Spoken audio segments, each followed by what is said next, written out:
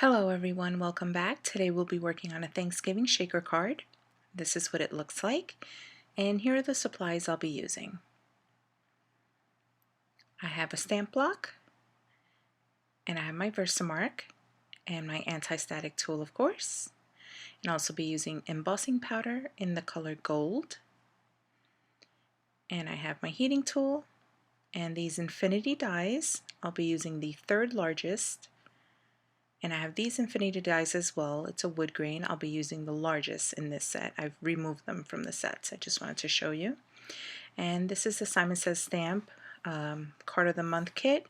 And I'm just using that leaf that was in the corner. Those are the dies. These are the elements I'll be using in the shaker card. And I have the deco foil that came with the card set as well. And there's 5 different colors.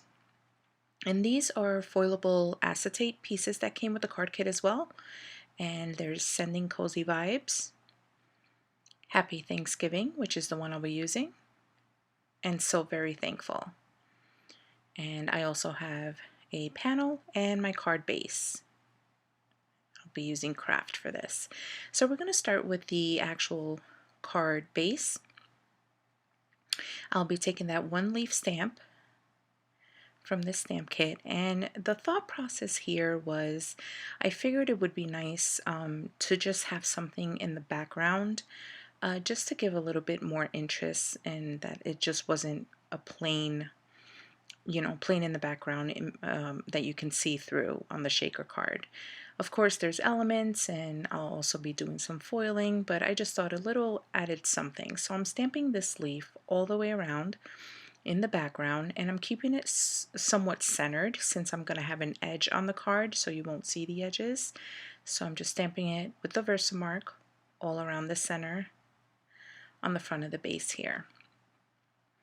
And then we're going to use the gold embossing powder, and you'll see the leaves kind of come to life in just a moment. And there they are. So I will heat this up and melt it down, and like I said, it's just a little something in the background. I didn't want it to be, of course, too busy because the piece that I really want to stand out is the acetate, but I just figured it'd be nice to have an extra little element in the background there. So I'll melt this down quickly, and you'll see how fast this card comes together. And that's that. And there was minimal warping because I made sure my heating tool was nice and hot. So I'm just taking my bone folder, making sure that crease is nice and tight there. So I'm putting my card panel in the wood grain die first. I'm just going to line it up, put some tape, run it through my Gemini Junior, and you'll see what that looks like in a moment. Now with the other die, I didn't end up using it, but what the thought process was behind that was that I was going to kind of open up the center part of this panel a little bit more to show more of the acetate foiling that I'll be doing. But then I decided against it. I think I lined it up with the acetate I'll show you here, and I was happy with what was showing, so I left it alone. So now we're gonna bring out the mini Minc here and get it heated up.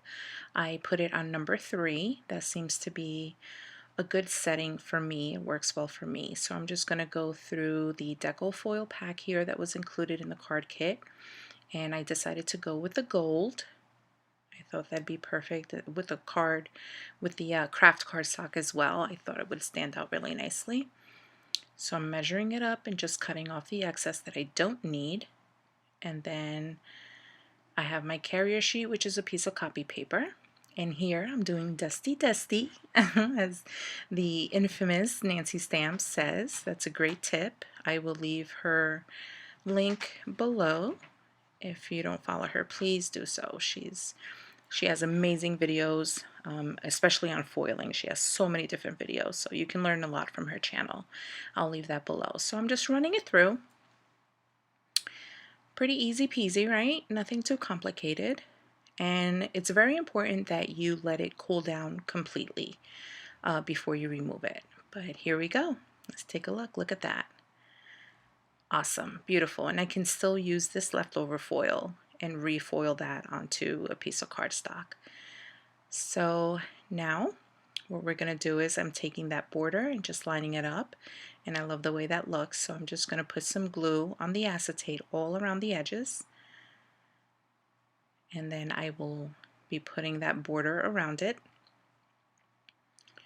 lining that up nicely. And I love that wood grain. It's such a great little touch with the actual acetate that I'm using, because it looks like, you know, tree wood, and you know, it has that wood panel along the side on the acetate. So here I'm putting some foam adhesive, and I'll be putting it all along each edge along the bottom.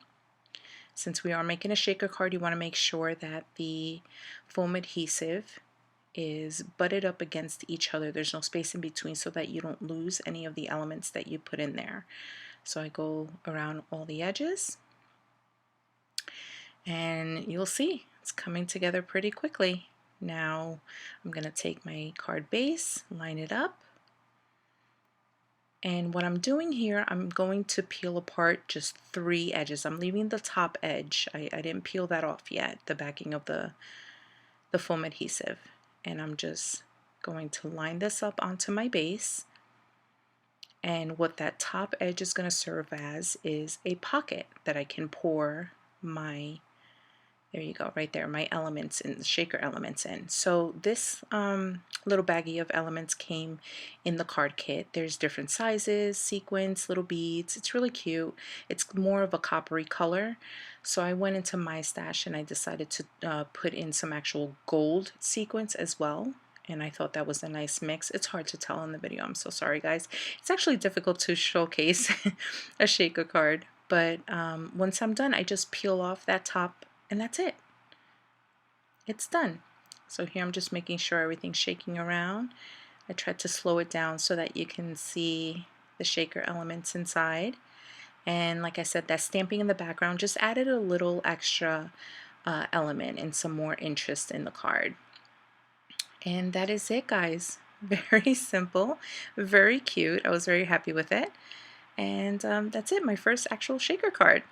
So thank you guys so much for watching. If you're not a follower, then please subscribe, like the video, and leave a comment. And if you're already subscribed, you already know. I'll see you in the next one. Bye.